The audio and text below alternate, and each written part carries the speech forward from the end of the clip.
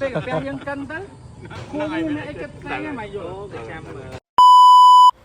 បាទជំរាបសួរទាំងអស់គ្នាចេញវីដេអូថ្មីមួយទៀតហើយលើកនេះដែរគឺអត់មានតាណាឆ្ងាយទេគឺមកចាំទទួលបងដែលគាត់មកពីខាងភ្នំពេញឆ្លងកាត់ស្រុកដែលខ្ញុំកំពុងធ្វើការហ្នឹងគឺស្រុកសង្គមថ្មីខេត្តព្រះវិហារដោយសារគាត់ចេញមកពីខាងកំពង់ធំគាត់ជិះផ្លូវខាងសក្រៀមអញ្ចឹងឆ្លងកាត់តាសែងគាត់ក៏បានចូលលេងប្រាសាទប្រខាន់អញ្ចឹងខ្ញុំបានមកចូលរួមជិះជាមួយពួកគាត់ចាប់ពីប្រាសាទប្រខាន់ទៅហើយនេះជា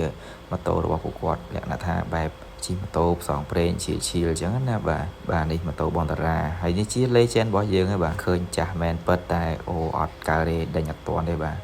ចឹងនេះបងតារាគាត់ចូលទៅថតលេងប្រាសាទប្រខាន់បន្តិចហើយនេះបងស៊ីណារ៉ូជា idol ខ្ញុំមួយរូបដែរគាត់កំពុងតែសុភាលោកអង្គម្នាក់អំពីប្រាសាទប្រខាន់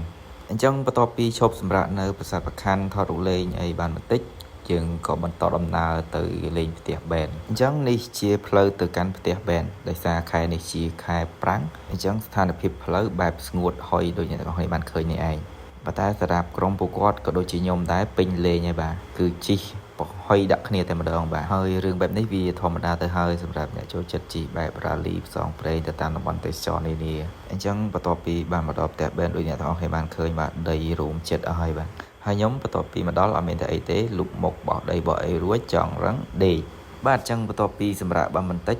បងពិសិដ្ឋហើយនិងបងធីគាត់ចាប់ផ្ដើមរៀបចំ set up អីវ៉ាន់របស់គាត់ដើម្បីទៅប្រមាញ់សត្វបាទហើយការប្រមាញ់របស់គាត់នេះដែរគឺអត់មានប្រមាញ់ទៅសម្រាប់អីទេគឺដើម្បីតែរូបភាពទេបាទថ្ងៃនេះវាស៊ំវាអត់ទេ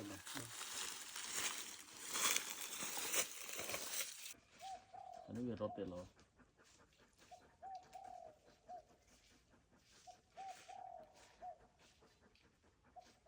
ហើយកន្លែងនេះបងពិសិដ្ឋនិងបងធីគាត់ចូលព្រៃដើម្បីទៅប្រមាញ់សត្វស្លាបហើយអត់មានអ្នកទៅមួយគាត់ទេដោយសារខ្លាចសត្វផ្អើលអញ្ចឹងថតអត់បានអញ្ចឹងគាត់តែពីរនាក់ចំណែកខ្ញុំមកអង្គុយមើលក្ងោកនៅផ្ទះបែនចាំពួកគាត់មកពីថតសត្វវិញហើយល្ងាចបន្តិចយើងក៏បានបន្តដំណើរចេញពីផ្ទះបែនទៅកន្លែងមួយទៀតដែលយើងនឹងសម្រាប់មួយយប់គឺអាកាសាភ្នំត្បែងហ្នឹងឯងមកអត់មានទៅណាឆ្ងាយទេជីវិតខ្ញុំគឺជាប់គាំងនៅអាកាសាហ្នឹងហើយមកទៅពីព្រោះអីប្រមាណអាទិត្យថ្មីនេះគឺអាកាសាររាល់អាទិត្យហើយនេះគាត់ជាជនជាតិអាល្លឺម៉ង់គាត់ក៏ជាជើងជិះម៉ូតូម្នាក់ដែរបាទអូយសាហាវណាស់ហើយវីដេអូខ្ញុំក៏មានតែប៉ុណ្្នឹងដែរជាចុងក្រោយក៏សូមជូនពរអ្នកទាំងអស់គ្នាមានសុខភាពល្អសំណាងល្អគ្រប់ពេលវេលាអរគុណច្រើនជួបគ្នានៅវីដេអូក្រោយពេលកាពះយើងកិនទៅគួរមានអីគិតផ្សេងហ្នឹងមកយល់តែចាំចូលញ៉េអត់ទេមានតែសាច់គូបាទបងបាទ